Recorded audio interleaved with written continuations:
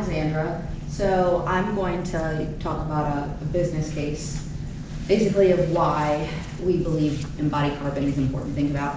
And so our example today is 619 Ponce, so not a project in Buckhead, but just down the road at Ponce City Market. We decided as a part of a next phase of our property to kind of look at different prototypes, one of those prototypes being mass timber. And we wanted to do a boutique office. This was our first foray into it. So I learned a lot over the last 5 years, as well as our contractor, our architect, our structural engineer.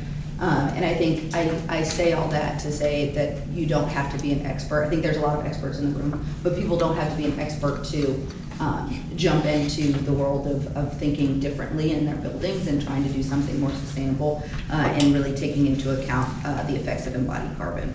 So quickly, I'll just give everyone a quick rundown of what is mass timber. I think a lot of people think of timber and think of heavy timber, and mass timber is actually an engineered product, and so it really comes in traditionally 4 different varieties: NLT or DLT, which is nail or dowel laminated timber. There's an example of that actually here in Atlanta at the Heinz Building T3 and Atlantic Station. CLT is what we've decided to utilize primarily as one of our structural types, which is cross-laminated timber. GLT, which is glue laminated timber, and I think the drawings do justice, so I'm sure y'all can follow. And then structural composite lumber, which is also somewhat similar to another product called mass plywood panels, MPP. Those two are relatively similar. And then there's also another type of mass timber product called glue lam, and that's glue laminated timber. All of these products are taking 2x4s and either gluing, nailing, or dowel kind of connecting these members together to create an engineered either panel, column, or beam. So 619, as I mentioned, is a boutique office building. This is a architectural rendering of a structural section for those who aren't architects. But 619 is about 89,000 square feet of office on 3 floors with a ground floor of retail that's just under 27,000 square feet total. So our building was really focused on the bringing as much of the timber to life, both for the office tenants, but also for the public. And it was really important to us, if we're going to spend the additional effort to bring mass timber to this property, that we would highlight it as many places as possible. So we didn't want to just be doing mass timber to have mass timber. We wanted to expose it. We wanted there also to be other well and wellness focused ideals within the building. So on our office floors, we have 3 balconies per level. We have operable windows every 10 feet in the building, and which is very unusual for an office building given the humidity that we get here in Atlanta. But it was really important to us also to then express that on the mass timber on the exterior. So kind of in this lower section, you can see we created an outdoor lobby that's where we have some additional outdoor mass timber that you can see as a customer or visitor to Ponce City Market. But then also within the retail, you'll see glue lam columns, beams, and then the undersides of the CLT slabs. I think one thing that was really important to us was embedded carbon is a lot about the actual construction process. That's embodied carbon. Embedded carbon is about the community that the material is coming from. And so what we were really focused on is that most mass timber comes from Austria or from the Pacific Northwest. And given that Georgia is a huge timber state, we really wanted to utilize a resource that was local to Atlanta.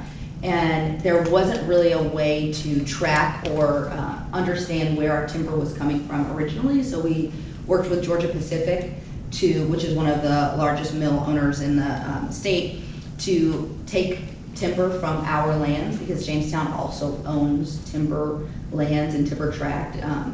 and take that through the entire manufacturing process. So early on in the design, we had to make a decision as to where our timber was going to come from, and we wanted it to be southern yellow pine, which is the locally sourced timber. And so we really worked with not only Georgia Pacific, but also a local manufacturer in Dothan, Alabama, called Smartland, to track our entire process. So we really designed for not only sourcing, but here's a picture in the manufacturing facility for manufacturing our product. Timber comes in different densities, so very early on in the process, you have to decide what type of lumber you're going to be using, because that means your design for your building is actually different. All of your members would be different sizes. How it comes to site could be different just based on the quantity of panels and glue lam columns and beams you can get. We designed for transportation, which was really important. And then it's designing for installation. So everything is coming kind of in an erector set form and being put into place on site kind of as it's backwards loaded onto the truck and coming to your property. So there's a couple of other really key benefits to using mass timber or something really sustainable as your structure. So mass timber, because it is so heavily engineered, we had a very small crew on site. At the same time we were building 619, we were also building a 22-story concrete hospitality building right behind us, behind this photo. And so we were able to really compare what the sites look and feel like and the effect of mass timber on our property. So this picture is showing a couple of our superintendents from J.E. Dunn, but primarily the team that built 619 Ponce, which was made up of 8 people at its max. In comparison, on the other project, which was concrete, we were about 150 people per day on site. We realized over the life of the property, or over the life of construction at 619, we had about 1 dumpster every 2 weeks that we needed to pull. In comparison, doing 1 floor a day of a pour or a concrete building next door, we were 2 dumpsters a day. So a lot less trash, a lot safer site, a lot smaller team. I think typically you would see a savings in your schedule and team kind of overhead. That was a little bit more difficult for us to realize here at Ponce City Market, simply because we are a very dense and intense urban site. We were sharing a lot of resources between the 2 buildings that were under construction at the same time. So we started the kind of timber members installation in March of 2023 and completed in June. In comparison, when we've talked to all of our subcontractors and vendors, if we would have done this in a more localized, kind of separate site, it really would have taken about 8 to 10 weeks to put that timber up. So it was fast either way, but it could have been a little bit faster. And here's just a few photos for those who don't know. So this site is at Ponce City Market, so we're on Ponce de Leon Avenue, and our cross street is Glen Iris Drive with the historic Ponce to our east. Our anchor tenant is Sage. They're a accounting software firm out of the UK, and they are publicly traded. It was a very important piece to getting them to become a tenant of Ponce, because we're in a timber building. So they, within their corporate goals, had a mandate to greenify their portfolio, to really focus on finding more sustainable office solutions for their employees. So this is going to be their headquarters in the US. And it wasn't just that they wanted a headquarters here and because of this timber building, but this is also kind of a transition into more of a showcase type office space for them. They're creating a big kind of customer experience center, and having mass timber as a focal point was an important piece for them. I think that was something that we weren't necessarily keyed to in the very beginning of the design process, but became something that was more of a highlight that we could expand upon for them as they talked about what they wanted to see in their office space and how we could deliver that with just the base building. And then we have Pottery Barn here, which is our anchor retail tenant. They actually left Lenox Mall to come here. They're about 22,000 square feet, and I think that's just a testament to how we aligned with their brand overall versus what the mall offers. Even though there is that co-location of other retail tenants in a dense environment, they were really interested in coming to something that was more aligned with their aesthetics and ethos as a company. And then here are just a couple of areas where, as you can see, we're expressing the timber on the exterior so that it's not just something that is only for tenants, that timber experience, but it's also for guests and the public. And just a photo of a typical interior. This is our second floor. We are still in the market on, but you can see kind of the operable windows at the end of the exterior walls and the expression of the timber above. So Chris also talked about this just now, but it was important to us as we think as owners. We do try to think about the life of the building, but we understand that most of the carbon impacts are happening during the construction process. And so being able to affect the construction process is how we're going to reduce embodied carbon more. And so just a few benefits of mass timber. Of course, you saw some photos, the beauty, the warmth. It is an innovation not in a way that this is some new type of building material, because it has been around and has been used for centuries, but how we're utilizing it now is an innovation. It has less embodied carbon, and it is sequestering carbon from the atmosphere in those trees. So the trees that we utilized at 619 were built right after the 1996 Olympics. And so when you think about something that was capturing carbon from the Olympics until 3 years ago, it's really a beautiful story to tell about what's happening in our region and how we can have a positive effect.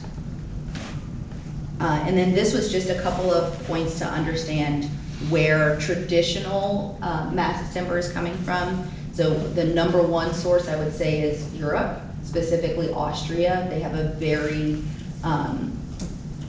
deep and experienced industry there. They actually use mass timber a lot in even residential home development. So they have small factories that are very, very efficient and have been operating for decades. Oddly enough, European spruce takes 80 years to get to maturity, where in comparison, Southern Yellow Pine is about 25 to 26 years. So the impacts of that environment are also just very different. And then the second kind of more economical option is definitely the Canadian spruce or Douglas fir, and that's typically coming from the Pacific Northwest, sometimes coming in the US and sometimes Canada. But we had a much smaller impact from a embodied carbon standpoint because everything was being done within a 300-mile radius. So our timberland is from southern Georgia going over to Dothan, Alabama, where the manufacturing facility was at Smartland. We had final fabrication, so there's a few like CNC milling that has to happen to some of the panels and metal connections that was happening at a location called Solder in Tennessee, and then coming to site.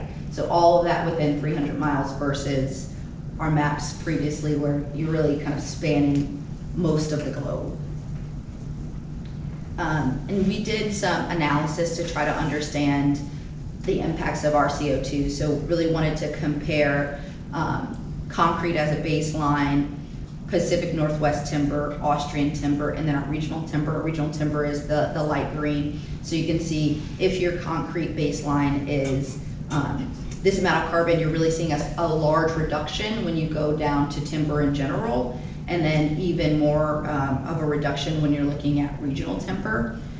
When you take into account the embedded carbon, that sequestering of carbon from the environment, were negative. And so kind of adding those two together, we saw a significant reduction. So 619 in comparison to its concrete baseline, when you're talking about embodied carbon, we're a 76% reduction when compared to concrete. And then when you're talking about embedded and embodied carbon, we were actually a 126% reduction. And that's it. Any questions? Great. Oh. I can't remember who of our speakers mentioned this. I think it might be you, but isn't there something related to if you're using mass timber, it weighs less, and so the overall structure of the building, that where you are using concrete, you don't need to use as much? The members themselves can be smaller. I will say it weighs less, and so that's true. The members do get a little bit bigger when you think about your fire retardants, specifically because you want to expose that timber, so you actually oversize your members a little bit so that if there were to be a fire event, they can shrink down and still have the stability, but that it is a lighter building in comparison to its concrete predecessor. You answered one question with the fire retardant. Used to be a catastrophe insurance adjuster, so I'm closely watching the fires. But my other question, you talk about the lessening of embodied carbon, but what savings was there as well? I would assume there's a lot because of the closer radius that you were able to use. So there's a little bit of a learning curve still here in the U.S. utilizing mass timber, so there is not actually a lot of savings. Okay. In particular, our subcontracting community has a little hesitancy around utilizing mass timber and being part of a mass timber construction projects. And so there was, for us, we saw a lot of learning that had to happen with their hesitancy or a lack of experience with it.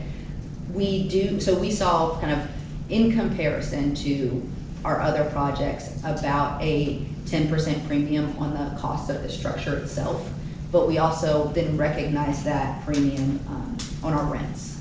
So in a time, so we leased to Sage in 2023, which was a time where there was very few big office deals happening. There were 59,000 square feet. We were one of the largest in the market. I think that was a testament not only to our commitment to utilizing a more sustainable resource, but also putting that forward in a time where it may not look advantageous, but it was a really interesting option for them. But I think there's that piece. I don't want to sugarcoat that it's going to be cheaper.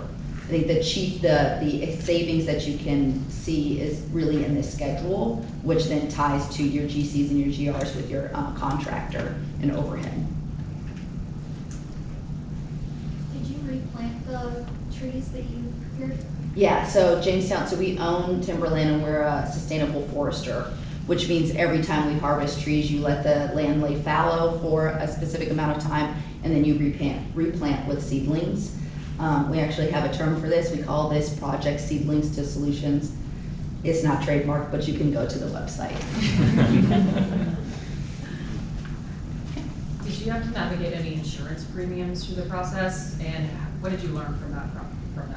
Yeah, I've had a lot of insurance calls and tours because there is a serious lack of comfort there. I think because of the forest fire issue, right? People think of wood catching fire very specifically and that being a total loss versus your ability when you have this very engineered erector set style project, you're able to actually remove members if there is some type of catastrophe, right? If there is some type of event in your building, you're able to take pieces and parts away and then replace them versus having to scrape and start new. And I think that was a big adjustment. We did see a premium, and that was mainly because as a large property owner across the country, we really do try to co-locate all of our properties on the same type of insurance. And I think if we were been more willing to go out to groups that insure mass timber on their own, that probably would have given us some savings, but we also really do see savings across the portfolio. The interesting thing that I actually recognized through the process was that in the very beginning, it was a lot about the education around fire, timber and fire, and what happens, and understanding char. And I like to actually use the example of you have a fireplace. A lot of people have a fireplace in their homes, and you know that the little logs that you put in your fire aren't just burning up, right? They char on the outside and self-insulate. And so you have to think of that the way the members are gonna protect themselves in the same way. That was our number one hurdle. And then once we opened, it was a lot about water events. What happens with water? How would you get water out of the building? And so we talked a lot about that as well. So I think because it is a newer structural type, especially for the Southeast, but for the US in general, there's going to be kind of these new hurdles that continue to come, but I think we can all as a community help insurance, the insurance industry understand a little better. We're okay being the guinea pig to a certain extent. And you're the test product. Now that you come to the market, they'll Yeah. do the track history, so. Exactly. As the building has dried out a little bit, have you noticed some settling? Like any building, there's more or less like the members settle themselves, but it's not a ton. I think what's interesting is because these members are independent, you know, floor to floor, they can settle kind of separately. It's not like you've got a 40-foot, 60-foot column that's trying to settle across multiple floors. So it's a typical construction settling. Yeah. Did you have any code or permitting related challenges with using the structural system? Thankfully, no. So T3, Heinz's project at Atlantic Station actually was the first mass timber project in Atlanta, and they, I think, really had to get through all the hurdles that the city, with questions in terms of zoning and building construction. So we were pretty smooth sailing. The city was pretty excited to see something more innovative coming. Did I see a question over here? Oh. Okay.